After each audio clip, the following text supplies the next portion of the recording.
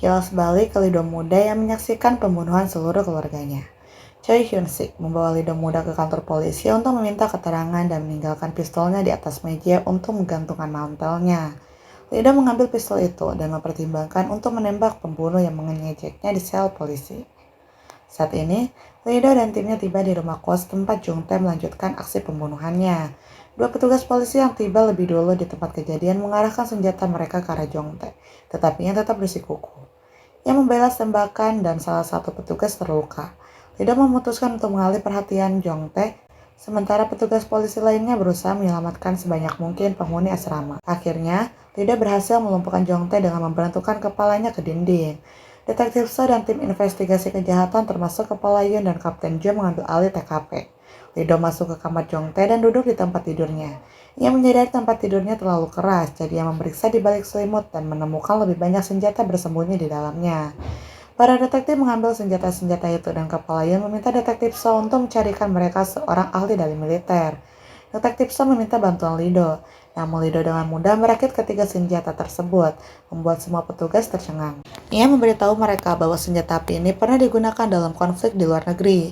Ia menambahkan bahwa peluru yang ditemukan dalam kotak sebelumnya sepenuhnya kompatibel dengan senjata tersebut, mengisyaratkan bahwa kedua kasus tersebut saling terkait.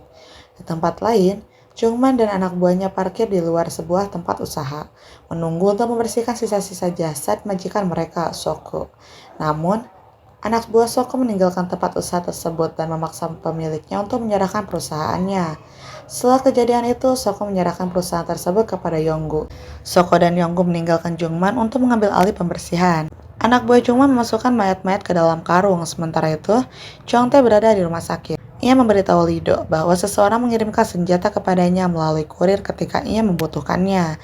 Ia bilang ia hanya butuh satu senjata, tetapi pengirimnya malah mengiriminya lebih banyak senjata yang membuatnya marah. Ia mengungkapkan bahwa ada lebih banyak orang yang membawa senjata. Polisi tidak mempercayai Jong Tae, tetapi ia bersikeras mengatakan yang sebenarnya. Terlepas dari itu, Lido merasa seluruh kasus ini aneh dan terus menyelidikinya secara diam-diam. Di tempat lain, para perundung mengeroyok Gyujin dan temannya, Yongdong.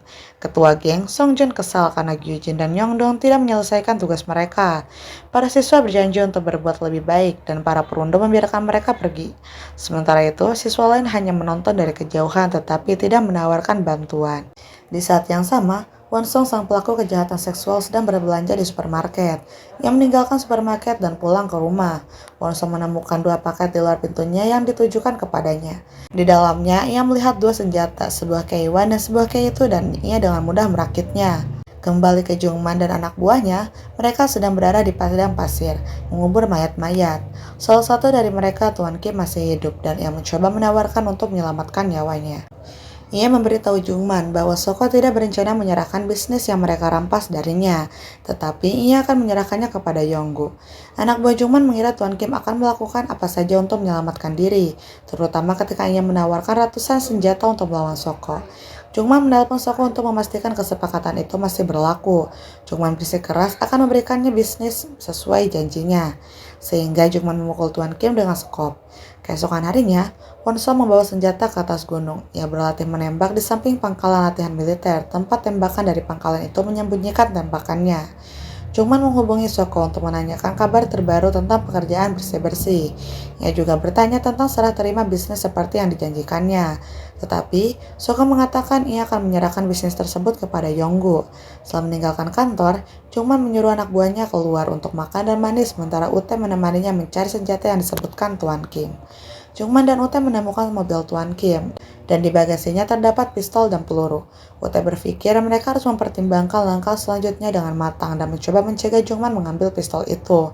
Namun, Jungman lelah meminta-minta dari Soko karena ia tahu Soko tidak akan pernah memberinya kesempatan. Jungman memegang pistol ini mengatakan bahwa ia melihatnya sebagai kesempatan. Malam harinya, Lido mengikuti jejak orang misterius pengirim senjata. Ia bertanya-tanya di sekitar asrama apakah ada orang lain yang menerima paket misterius. Lido terus memeriksa kotak-kotak itu ketika sebuah kotak dengan stiker yang familiar menarik perhatiannya.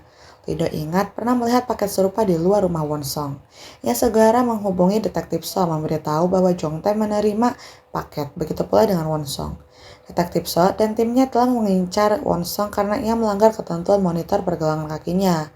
Para detektif melacak sinyal monitor pergelangan kaki tersebut, tetapi menemukan bahwa seorang ayah dan anak telah memberikan tumpangan kepada Wonsong.